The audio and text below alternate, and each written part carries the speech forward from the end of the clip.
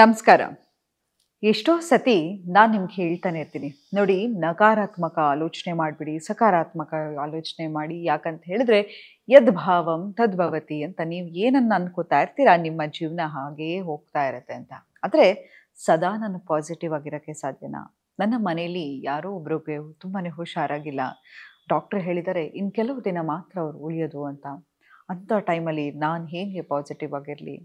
ನಂಗೆ ಅವರಿಲ್ಲ ಅಂತ ಹೇಳಿದ್ರೆ ಜೀವನವನ್ನು ನೆನೆಸ್ಕೊಳ್ಳಿಕ್ಕೂ ಸಾಧ್ಯ ಇಲ್ಲ. ಅಥವಾ ನಾನು ಒಂದು ಸಂಬಂಧದಿಂದ ಆಚೆ ಬರ್ತಾ ಇದ್ದೀನಿ, ನನಗೊಂದು ಡಿವೋರ್ಸ್ ಆಗ್ತಾ ಇದೆ, ಅಥವಾ ನಾನು ಕೆಲಸ ಕಳ್ಕೊತಾ ಇದ್ದೀನಿ.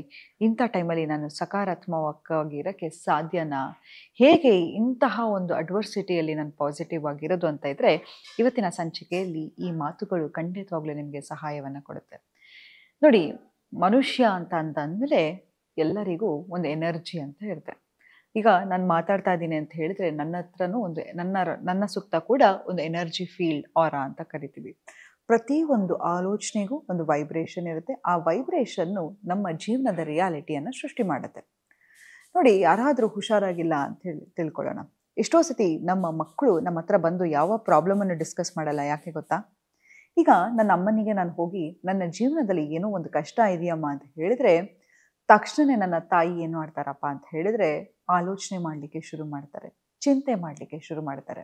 ಆದರೆ ನನಗೆ ಚಿಂತೆ ಮಾಡಬೇಕಾ ನನ್ನಮ್ಮ? ಇಲ್ಲ. ನನಗೇನಂತ ಹೇಳಿದ್ರೆ ನನ್ನ ಪ್ರಾಬ್ಲಮ್ಗೆ ಸೊಲ್ಯೂಷನ್ ಬೇಕಾಗತ್ತೆ. ಆದರೆ ಯಾಕೆ ನಾವು ಹೋಗಿ ನಮ್ಮ ತಂದೆ ತಾಯಿ ಹತ್ರ ನಮ್ಮ ಕಷ್ಟಗಳನ್ನು ಹೇಳ್ಕೊಳ್ಳಲ್ಲಪ್ಪ ಅಂತ ಹೇಳಿದರೆ, ಮುಖ್ಯವಾಗಿ ಆ ಚಿಂತೆ ಅನ್ನೋ ವೈಬ್ರೇಷನ್ ಇದೆಯಲ್ಲ, ಅದು ನಮ್ಮನ್ನು ತುಂಬಾ ಅನ್ಕಂಫರ್ಟಬಲ್ ಸಿಚುವೇಷನ್ಗೆ ತಳ್ಳಿಬಿಡುತ್ತೆ. ಎಷ್ಟೋ ಸತಿ ನೀವು ಅಬ್ಸರ್ವ್ ಮಾಡಿ, ನಿಮ್ಮ ಕಷ್ಟನ ಯಾರ ಹತ್ರನೋ ಹೇಳ್ಕೊತಾ ಹೋಗ್ತೀರಾ, ಆ ಕಷ್ಟ ಇನ್ನೂ ಜಾಸ್ತಿ ಆಗ್ತಾ ಹೋಗುತ್ತೆ ಹೊರತು ನಿಮಗೆ ಸೊಲ್ಯೂಷನ್ ಸಿಗಲ್ಲ. ಮತ್ತು ಯಾಕಪ್ಪ ನನಗೆ ಇಷ್ಟೊಂದು ಕಷ್ಟ ಬರ್ತಿದೆ ಅಂತ ಹೇಳಿ ಎಷ್ಟೋ ಸತಿ ಕಂಗೆಟ್ಟಿದ್ದು ಉಂಟು. ಇಂತಹ ಪರಿಸ್ಥಿತಿಯನ್ನು ನಾನು ಕೂಡ ಎದುರಿಸಿದ್ದೀನಿ. ಆದರೆ ಇದರಿಂದ ಹೇಗಪ್ಪ ಆಚೆ ಬರೋದು ಅಂತ ಹೇಳಿದ್ರೆ, ಮೊದಲನೇದಾಗಿ ಪ್ಯಾಟ್ರನನ್ನು ಬ್ರೇಕ್ ಮಾಡಿ. ಎಷ್ಟೋ ಸತಿ ಯಾವಾಗ ಏನನ್ನು ಮಾಡಬೇಕು ಅಂತ ಗೊತ್ತಾಗದೇ ಇರುತ್ತೋ, ಏನನ್ನು ಪರ್ಸ್ಯೂಡ್ ಮಾಡಬೇಕು ಅಂತ ಗೊತ್ತಿರಲ್ವೋ, ಏನನ್ನು ಕಂಟ್ರೋಲ್ ಮಾಡಲಿಕ್ಕೆ ಸಾಧ್ಯ? ನಮ್ಮನ್ನು ನಾವು ಕಂಟ್ರೋಲ್ ಮಾಡಲಿಕ್ಕೆ ಸಾಧ್ಯ. ಸುತ್ತ ನಮಗೆ ಆಗದಿರೋದು ನಡೀತಾ ಇದ್ರು, ನಂಗೆ ಬೇಡದಿರೋದು ನಡೀತಾ ಇದ್ರು, ನಾನು ಏನೋ ಕಳ್ಕೊತಾ ಇದ್ದೀನಿ ಅಂತ ಹೇಳಿದ್ರು ಕೂಡ, ಅದರಿಂದ ಆಚೆ ಬರಬೇಕು ಅಂತ ಹೇಳಿದರೆ ನಿಮ್ಮನ್ನು ನೀವು ಮಾತ್ರ ಕಂಟ್ರೋಲ್ ಮಾಡಲಿಕ್ಕೆ ಸಾಧ್ಯ. ನೋಡಿ, ನಾವು ಇಲ್ಲಿಗೆ ಬರ್ತಾ ಏನನ್ನು ತೊಗೊಂಡು ಬಂದಿಲ್ಲ. ಏನಾದರೂ ತೊಗೊಂಡು ಬಂದು ನಾನು ಕಳ್ಕೊತಾ ಇದ್ದೀನಿ ಅಂತ ದುಃಖ ಪಡ್ಕೊಂಡ್ರೆ ಹೌದು ಅನ್ಬೋದು. ಬರುವಾಗಲೂ ಏನು ತೊಗೊಂಡು ಬರಲ್ಲ, ಹೋಗುವಾಗೂ ಏನು ತೊಗೊಂಬರಲ್ಲ. ಆದರೆ ಮಧ್ಯದಲ್ಲಿ ಏನಾಗ್ತಿದೆಯೋ ಅದಕ್ಕೆಲ್ಲ ನಾವು ತುಂಬಾ ಅಟ್ಯಾಚ್ ಆಗ್ತಾ ಹೋಗ್ತೀವಿ. ಯಾರಾದರೂ ಹುಷಾರಾಗಿಲ್ಲ ಅಥವಾ ಮನೆಯಲ್ಲಿ ಏನೋ ಒಂದು ಪರಿಸ್ಥಿತಿ ಇದೆ ಅಂತ ಹೇಳಿದರೆ, ಖಂಡಿತವಾಗ್ಲೂ ಒಂದು ನಿಮಿಷ ಅದರಿಂದ ಡಿಟ್ಯಾಚ್ ಆಗಿ ಅವರಿಗೆ ಪಾಸಿಟಿವ್ ಥಾಟ್ಸನ್ನು ಕೊಡ್ತಾ ಹೋಗಿ. ಯಾವಾಗ ವರಿ ಮಾಡ್ತಾ ಹೋಗ್ತೀವಿ, ಇಡೀ ಮನೆ ವೈಬ್ರೇಷನ್ ಏನಾಗುತ್ತೆ, ವರಿಯಿಂದ ತುಂಬಿರುತ್ತೆ. ಯಾವಾಗಲೂ ಅಯ್ಯೋಯ್ಯೋ ಏನಾಗ್ಬಿಡತ್ತಪ್ಪ ಅಂತ ನಾವು ಯಾವಾಗ ಭಯ ಪಡ್ತಾ ಹೋಗ್ತೀವೋ, ಎಷ್ಟೋ ಸತಿ ನಾವು ಭಯ ಪಟ್ಟಿದ್ದು ನಮ್ಮ ಜೀವನದಲ್ಲೇ ಆಗಿದೆ ಅಲ್ವಾ? ಅದಕ್ಕಾಗಿ ಅದನ್ನೇ ಹೇಳ್ತಾರೆ, ಜೋಡಾರ ಓ ಮರ ಅಂತ. ಯಾವಾಗ ನಾವು ಭಯ ಪಡ್ತಾ ಹೋಗ್ತೀವೋ ಖಂಡಿತವಾಗ್ಲೂ ಅದಾಗೇ ಆಗುತ್ತೆ. ಸೊ ಹಾಗಾಗಿ ಅದರಿಂದ ಆಚೆ ಬಂದು ಅವರಿಗೆ ಪಾಸಿಟಿವ್ ಥಾಟ್ಸನ್ನು ಕಳಿಸ್ತಾ ಹೋಗಿ. ಅಥವಾ ನಾವು ಡಿವೋರ್ಸ್ ಆಗ್ತಾ ಇದೆ ಅಂತ ಹೇಳಿದ್ರು ಒಳ್ಳೇದೇ ಅಲ್ವಾ? ಸಮಾಜ ಏನೇ ಮಾತಾಡ್ಕೊಳ್ಳಿ, ಆಯಿತಾ?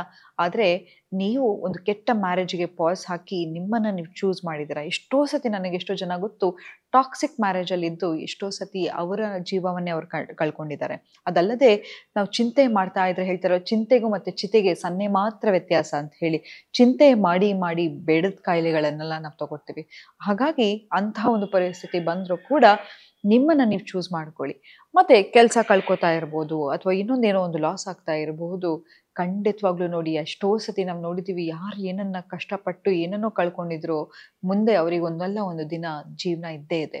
ಅದ್ಭುತವಾದ ಕೆಲಸ ಕಾಯ್ತಾ ಇದೆ. ನೀವು ನೋಡಿ, ಬೇಕಾದ್ರೆ ನೀವು ಎಷ್ಟೋ ಸತಿ ನಿಮ್ಮ ಎಕ್ಸ್ ಹತ್ರ ಹೋಗಬೇಕು ಅಂದ್ಕೊಂಡಿರ್ತೀರ, ಅದಕ್ಕಿಂತ ಬ್ಯೂಟಿಫುಲ್ ಆಗಿರೋ ರಿಲೇಷನ್ಶಿಪ್ಪನ್ನು ಮ್ಯಾನಿಫೆಸ್ಟ್ ಮಾಡಿರ್ತೀರ. ಎಷ್ಟೋ ಸತಿ ಏನೋ ಒಂದು ಕೆಟ್ಟದನ್ನು ಆಗಿರುತ್ತೆ, ಏನೋ ಹಿಂಗಾಗಬಾರ್ದಿದಪ್ಪ ನನ್ನ ಜೀವನದಲ್ಲಿ ಅಂತ ಅಂದ್ಕೊಂಡಿರ್ತೀರ. ಆದರೆ ದೇವರು ಅದನ್ನು ಒಳ್ಳೆಯದನ್ನೇ ಮಾಡಿರ್ತಾನೆ. ಯಾವಾಗಲೂ ಅಷ್ಟೇ, ನಮ್ಮ ಜೀವನದಲ್ಲಿ ನಾವು ಏನನ್ನ ಕಳ್ಕೊಂಡಿರ್ತೀರೋ ಅದಕ್ಕಿಂತ ಅದ್ಭುತವಾದ ನಿಮ್ಮ ಜೀವನದಲ್ಲಿ ಖಂಡಿತವಾಗ್ಲೂ ಸಿಕ್ಕಿದೆ. ಆದರೆ ಪೇಷನ್ಸ್ ಬೇಕು, ಹೋಪ್ ಇರಬೇಕು. ಯಾವತ್ತೂ ತಿಳ್ಕೊಳ್ಳಿ, ಯಾವ ಮನುಷ್ಯನಿಗೆ ಹೋಪ್ ಇರುತ್ತೆ ಆತ ಮಾತ್ರ ಬದುಕಲಿಕ್ಕೆ ಸಾಧ್ಯ, ಆತ ಮಾತ್ರ ಜೀವನವನ್ನು ನಡೆಸಲಿಕ್ಕೆ ಸಾಧ್ಯ. ಹಾಗಾಗಿ ಆ ಧೈರ್ಯವನ್ನು ಕಳ್ಕೊಬೇಡಿ, ಆ ಸ್ಥೈರ್ಯವನ್ನು ಕಳ್ಕೊಳ್ಳಿಕ್ಕೆ ಹೋಗಬೇಡಿ. ಯಾವಾಗ ನೀವು ತುಂಬಾ ಖುಷಿಯಾಗಿರ್ತೀರ, ಜೀವನ ಅದ್ರ ರೀತಿಯೇ ಇರುತ್ತೆ. ಯಾವಾಗಲೂ ಹೇಳ್ತಾರಲ್ವ, ಈಗ ನೀವು ಎಕ್ಸಾಂಪಲು, ನಿಮ್ಮ ಮಗು ಅಳ್ತಾ ಇರುತ್ತೆ ಅಂತ ಇಟ್ಕೊಳ್ಳಿ. ಏನು ಮಾಡ್ತೀರಾ? ಒಂದು ಸತಿ ಪ್ರೀತಿಯಿಂದ ಹೇಳ್ತೀರಾ, 2 ಸತಿ ಪ್ರೀತಿಯಿಂದ ಹೇಳ್ತೀರಾ, ಕಂಟಿನ್ಯೂಸ್ ಆಗಿ ಅಳ್ತಾನೆ ಇದ್ರೆ ಏನು ಮಾಡ್ತೀರಾ? ಒಂದು ವಧೆ ಕೊಡ್ತೀರಾ ಅಲ್ವಾ? ಹಾಗೆ ಯೂನಿವರ್ಸ್ ಕೂಡ ಯಾವಾಗಲೂ ನಮ್ಮ ಜೀವನದಲ್ಲಿ ಕಷ್ಟ ಬಂದೇ ಬರುತ್ತೆ. ಆದರೆ ಅದನ್ನೇ ಕೂತ್ಕೊಂಡು ಸೆಲ್ಫ್ ವಿಕ್ಟಿಮೈಸ್ ಮಾಡ್ಕೊಂಡು ಯಾವಾಗ ಅಳ್ತಾನೇ ಹೋಗ್ತಿರ್ತೀವೋ ನಮ್ಮ ಜೀವನದಲ್ಲಿ ಅದೇ ಥರ ಪ್ಯಾಟರ್ನ್ ಕಂಟಿನ್ಯೂ ಆಗ್ತಾ ಹೋಗುತ್ತೆ. ನೀವು ನೋಡಿರ್ಬೋದಲ್ಲ, ನಗ್ತಾ ನಗ್ತಾ ಇರೋರು, ಸುಖವಾಗಿರೋರು ಇನ್ನೂ ಸುಖವಾಗೇ ಇರ್ತಾರೆ ಅಲ್ವಾ?